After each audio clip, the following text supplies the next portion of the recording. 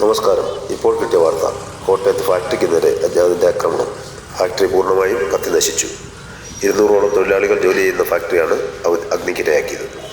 അക്രമിയെ നേരിൽ കണ്ട നാട്ടുകാർ അയാൾക്ക് അമാനുഷിക ശക്തിയുണ്ടെന്ന് സംശയിക്കുന്നതായി പറഞ്ഞു.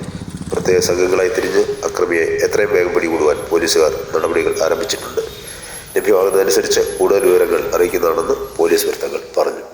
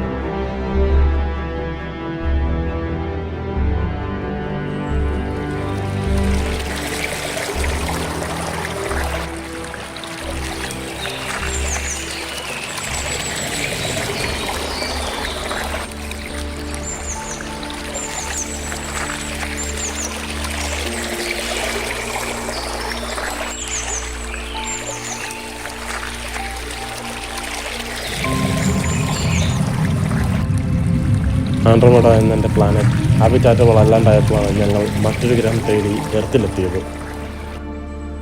ഇവിടെ എത്തിയതിനു ശേഷം എൻ്റെ കൂടെ വന്നവർക്കൊന്നും എർത്ത് ഇഷ്ടമായില്ല. പക്ഷേ എനിക്കിഷ്ടമായി. ഇവിടുത്തെ എയർ, നേച്ചർ, ക്രീച്ചേഴ്സ് എല്ലാം വളരെ വളരെ വളരെ പുതുമ എനിക്ക് തോന്നി.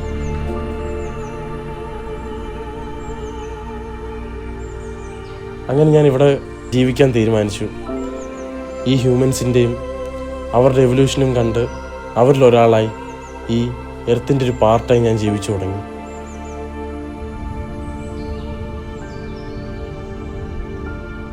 പക്ഷേ ഹ്യൂമൻസ് അവർ ഈ എർത്തിനെ നശിപ്പിക്കുകയാണ്.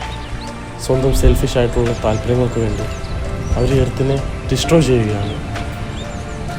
ഞാൻ അതിനെതിരെ പൊരുതാൻ നോക്കി. എന്നെക്കൊണ്ട് പറ്റുന്ന പോലെ ഞാൻ എർത്തിനെ പ്രൊട്ടക്റ്റ് ചെയ്യാൻ നോക്കി. പക്ഷേ ഇപ്പോൾ ഇതാ അവർ എൻ്റെ പിറകെയാണ്. കാരണം അവർക്ക് മനസ്സിലായി ഞാൻ ആരാണെന്നുള്ള സത്യം.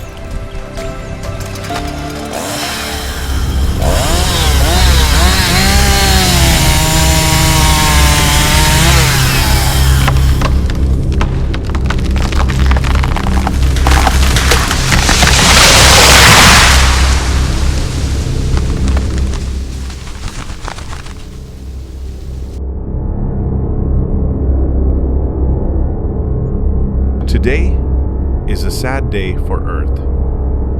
ഭൂമിയിലെ അവസാനത്തെ മിന്നാമിന്നിയും ഇല്ലാതായിരിക്കുന്നു.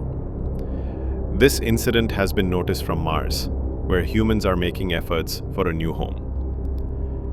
ഭൂമി ഇപ്പോൾ വാസയോഗ്യമല്ലാതായി. It was never clear whether humans or aliens were responsible for Earth's destruction.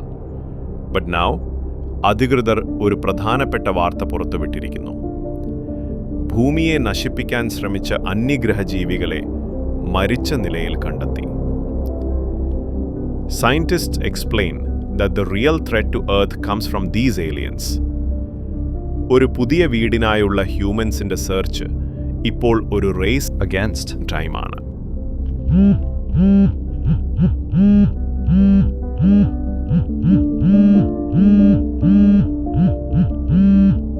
Mission failed. The suspect is dead.